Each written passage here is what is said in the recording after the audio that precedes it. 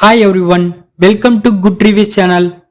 நாம் இன்னைக்கு பார்க்க போகிறது அதிபத்ரா என்கிற மிஸ்ட்ரி த்ரில்லர் படத்தோட ரிவ்யூ தான் பார்க்க போகிறோம். இந்த படத்தோட கதை என்னன்னா, படத்தோட ஹீரோ இன்ஸ்பெக்டரா இருக்காரு. இவர் வேலை பார்க்குற போலீஸ் ஸ்டேஷன்ல ஒரு போலீஸ் இறந்து போயிருந்தாரு. அது இயற்கை மரணமா இல்ல கொலையான்னு கண்டுபிடிக்க ஹீரோ களை இறங்குறாரு. இது மட்டும் இல்லாம அந்த ஊர்ல உள்ள மக்கள் அந்த ஊரை பத்தி நிறைய கட்டுக்கதை சொல்றாங்க. அதாவது அந்த ஊர்ல ஒரு காடு இருக்கு, அந்த காட்டுக்குள்ள போனா நிறைய அமானுஷ்ய சம்பவம் நடக்கும்னு, உயிர் போக கூட நிறைய வாய்ப்பு இருக்கிறதாவும் அந்த ஊர் மக்கள் அந்த காட்டை பத்தி சொல்றாங்க. இதுக்கடையில ஹீரோ ஒரு அனாதையா இருக்காரு. அவரோட அம்மா யாருன்னு கண்டுபிடிக்க நினைக்கிறாரு. அவர் நினைச்ச மாதிரி அவரோட அம்மாவை கண்டுபிடிச்சாரா இல்லையா, அந்த போலீஸ் இறப்புக்கு உண்மையான காரணம் என்ன, இதுதான் இந்த படத்தோட கதை. இந்த படத்தோட பிளஸ், படத்தோட மிகப்பெரிய பிளஸ் கிளைமேக்ஸ் போர்ஷன் தான். படத்தோட கிளைமேக்ஸ் செம கூஸ்பம்ஸா இருந்துச்சு.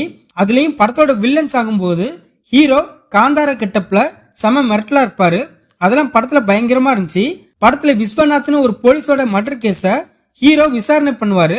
அந்த விசாரணையில தான் தெரியும் அந்த போலீஸ் என்ன தப்பு செஞ்சாரு, அவர் எப்படி இறந்தாருன்னு ஒரு ட்விஸ்ட் ரிவீல் ஆகும். அதெல்லாம் படத்துல சூப்பரா இருக்கு. ஹீரோவோட இன்வெஸ்டிகேஷன் டீப்பா போக போக அந்த சிவாபுர கிராமத்தை பத்தின கட்டுக்கதை ஒவ்வொன்றும் காணாம போயிரும். அதெல்லாம் படத்துல ஓகேவா இருக்கு.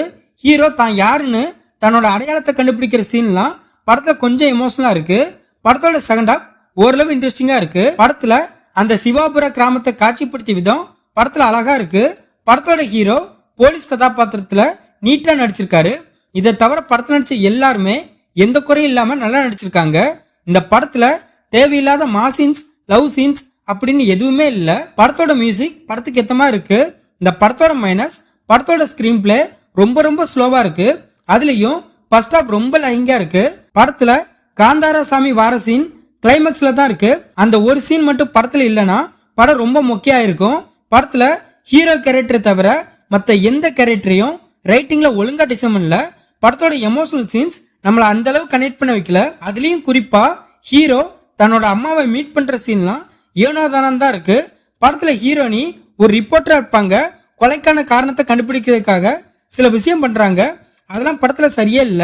படத்துல தேவையில்லாம நிறைய சீன்ஸ் வச்சிருக்காங்க. கண்டிப்பா படத்தோட டியூரேஷனை கம்மி பண்ணிருக்கலாம். சயான் செட்டி இந்த படத்தை டைரக்ட் பண்ணிருக்காரு. இந்த படத்துல ரூபே செட்டி, ஜான்வி, பிரகாஷ் இன்னும் பலர் இந்த படத்துல நடிச்சிருக்காங்க.